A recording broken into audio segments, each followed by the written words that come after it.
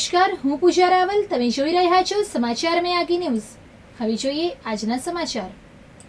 Vijapur Ladol highway પર આવેલા CNG petrol pump પાસે એક્સયુવી GJ3 HK 5976 નંબરની ગાડીના ચાલકે પહેલા એક બાઇક ચાલકને પાછળથી ટક્કર મારી હતી.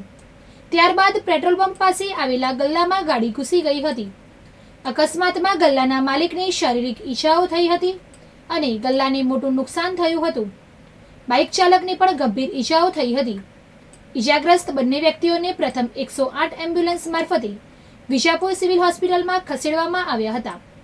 ત્યારબાદ વધુ સારવાર માટે હિંમતનગર ખસેડવામાં આવ્યા હતા. આ સમગ્ર ઘટના સીસીટીવીમાં કેદ થઈ હતી.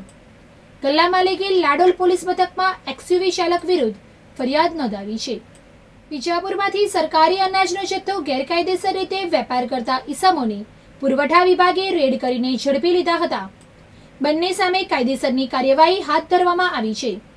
જેમાં મળતી માહિતી મુજબ એક ઈસમ જૂની ITI Bansari hotel Himmatnagar highway road ઉપર આવેલ ગોડાઉનમાંથી સરકારી અનાજનો જથ્થો મોકલવાની તજવીજ કરી રહ્યો છે. જેની ખાનગી બાતમી મળતા મામલતદાર શૈલેષસિંહ બારિયાની સૂચના મુજબ ટીમ વર્ક બનાવી સાંજના સમયે પુરવઠા અધિકારી નાયબ મામલતદાર સાજનભાઈ પટેલ અને તેમની ટીમે સ્થળ ઉપર રેડ કરતા ઇરફાન શેખ નામનો યુવક સરકારી માલનો અનાજનો જથ્થો 38,000 કિલોગ્રામ ચોખા અને 12,000 કિલોગ્રામ ઘઉં ઝડપી પાડ્યો હતો. પકડાયેલ અનાજના જથ્થાનો બિલો નાયબ મામલતદાર પુરવઠાએ માગણી કરતા યુવક બિલ રજૂ કરી શક્યો નહોતો. જેને લઈ સરકારી અનાજનો શંકાસ્પદ જથ્થો ઘઉં 10,600 કિલો કિંમત ₹2,86,200, ચોખા 29,555 કિલો કિંમત ₹11,52,645 તેમજ એક ટ્રક જેની કિંમત 10,52,645 સહિત 24,88,845 રૂપિયાનો મુદ્દામાલ જપ્ત કર્યો હતો. આ અનાજનો જથ્થો ભરાતો હતો તે ગાડીની અંદર જે ફ્લોર મિલમાં પહોંચે તે પહેલા જ સરકારી અનાજ ભરેલ ટ્રક ઝડપી જથ્થો સીન કર્યો હતો. જે બાબત રિપોર્ટ તૈયાર કરી જિલ્લા પુરવઠા વિભાગને મોકલી આપ્યો હતો. ગઈકાલે ધ ગ્રાન્ડ બંસરી હોટલની પાછળ જૂની ITI ની બાજુમાં એક પ્રાઇવેટ ગોડાઉન છે, ત્યાં અનધિકૃત રીતે જથ્થો સંગ્રહ કર્યો છે એવી બાતમી મળી હતી. બાતમીના અનુસંધાને હું અને અમારી ટીમ દ્વારા આ સ્થળે તપાસણી કરેલી. તપાસણીની અંદર ઘઉં 10,600 કિલો અને ચોખા 29,555 કિલો અને ટ્રક એમ એની ત્રણેયની કિંમત ગણીને 24,88,845 રૂપિયાનો જથ્થો સરકાર હસ્તક લીધો છે અને કાગળો બનાવીને માન્ય કલેક્ટર સાહેબને સાદર કર્યા. બનાસકાંઠા જિલ્લાના સરહદી વિસ્તારમાં આજે સવારે 3:35 વાગે ભૂકંપનો આંચકો અનુભવાયો.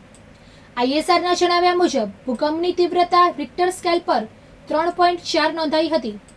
ભૂકંપનું કેન્દ્રબિંદુ વાવ થરાદથી 27 કિલોમીટર દૂર નોંધાયું. આંચકા અનુભવાતા આસપાસના વિસ્તારના લોકો ઘરની બહાર દોડી આવ્યા હતા. જોકે ભૂકંપની તીવ્રતા ઓછી હોવાથી કોઈ મોટી અસર જોવા મળી નથી. આ ભૂકંપમાં કોઈ જાનહાનિ કે માલ મિલકતને નુકસાન થયું નથી. વહીવટીતંત્ર પરિસ્થિતિ પર સતત નજર રાખી રહ્યું છે. ઊંઝામાં ભારત રત્ન ડોક્ટર ભીમરાવ આંબેડકર સન્માન અભિયાન અંતર્ગત એક મહત્વપૂર્ણ કાર્યક્રમ યોજાયો.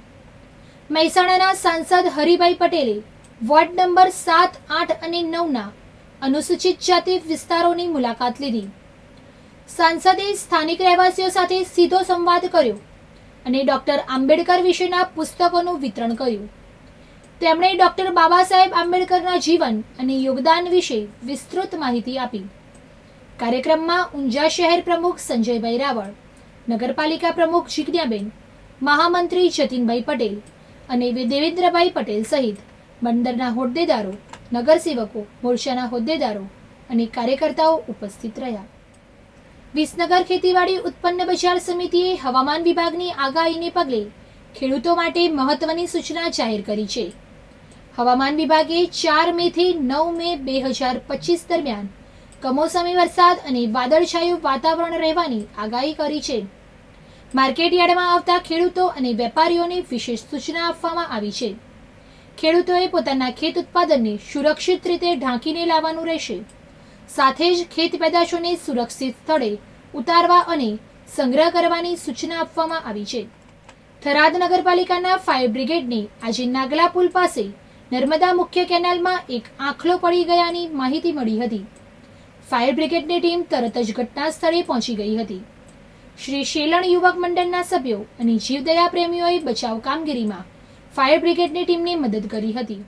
2 કલાક સુધી ચાલેલી બચાવ કામગીરી સફળ રહી હતી. ટીમે આંખલાને કેનાલમાંથી સુરક્ષિત રીતે બહાર કાઢ્યો. બચાવ કામગીરી પૂર્ણ થયા બાદ આંખલાને ખુલ્લા વિસ્તારમાં છોડી મૂકવામાં આવ્યો હતો. ફાયર બ્રિગેડની ટીમ અને સ્થાનિક લોકોના સંયુક્ત પ્રયાસથી આંખલાનો જીવ બચી ગયો છે. બનાસકાંઠાના પ્રભારી મંત્રી બલવંતસિંહ રાજપૂતના અધ્યક્ષસ્થાને આજ રોજ પાલનપુર કલેક્ટર કચેરી સભાખંડ ખાતે વર્ષ 2025 અને 26ની જિલ્લા આયોજન મંડળની બેઠક યોજાઈ હતી. સદર બેઠકમાં બનાસકાંઠા જિલ્લાના 12 તાલુકા અને 6 નગરપાલિકા માટે 15% વિવેકાધીન, 15% આદિજાતિ, 5% પ્રોત્સાહક જોગવાઈ, તાલુકા કક્ષા અને નગરપાલિકા કક્ષાના તાલુકાવાર અને નગરપાલિકાવાર રજૂ થયેલ આયોજન મંચાણે લઈ રજૂ થયેલ વર્ષ 2025-26ના કુલ રૂપિયા 1,704 લાખના 754 વિકાસના કામોને સરકારની ગાઈડલાઈનને ધ્યાનમાં રાખીને મંજૂર કરવામાં આવ્યા હતા. બેઠકમાં બનાસકાંઠા સાંસદ જ્ઞાનીબેન ઠાકોર, ધારાસભ્ય અનિકેત ઠાકર, પ્રવીણ માળી, સ્વરૂપજી ઠાકોર, કેશાજી ચૌહાણ, અમૃતજી ઠાકોર, જિગ્નેશ મેવાણી, જિલ્લા કલેક્ટર મિહિર પટેલ, જિલ્લા વિકાસ અધિકારી એમ.જે. દવે, જિલ્લા આયોજન અધિકારી સહિત સંબંધિત અધિકારીઓ ઉપસ્થિત રહ્યા હતા. પાટણના ચાણસ્મા તાલુકાના વડાવલી ગામની સીમમાં ગેરકાયદે ચાલતી કોપર એસ અને કોપર સલ્ફેટ બનાવવાની ફેક્ટરી પકડાઈ છે. મહેસાણાના નરેશ પટેલ નામના વ્યક્તિ દ્વારા છેલ્લા 4 માસથી કોઈપણ પ્રકારની મંજૂરી વગર આ ફેક્ટરી ચલાવવામાં આવતી હતી. બનાસકાંઠા પોલ્યુશન કંટ્રોલ બોર્ડના અધિકારીઓએ ચાણસ્મા પોલીસ સાથે મળીને સંયુક્ત કાર્યવાહી હાથ ધરી હતી. અધિકારીઓએ સ્થળ પરથી નમૂનાઓ એકત્ર કર્યા છે. તપાસ દરમિયાન જમીનનો માલિક નરેશ પટેલ બોલાવવા છતાં હાજર રહ્યો ન હતો.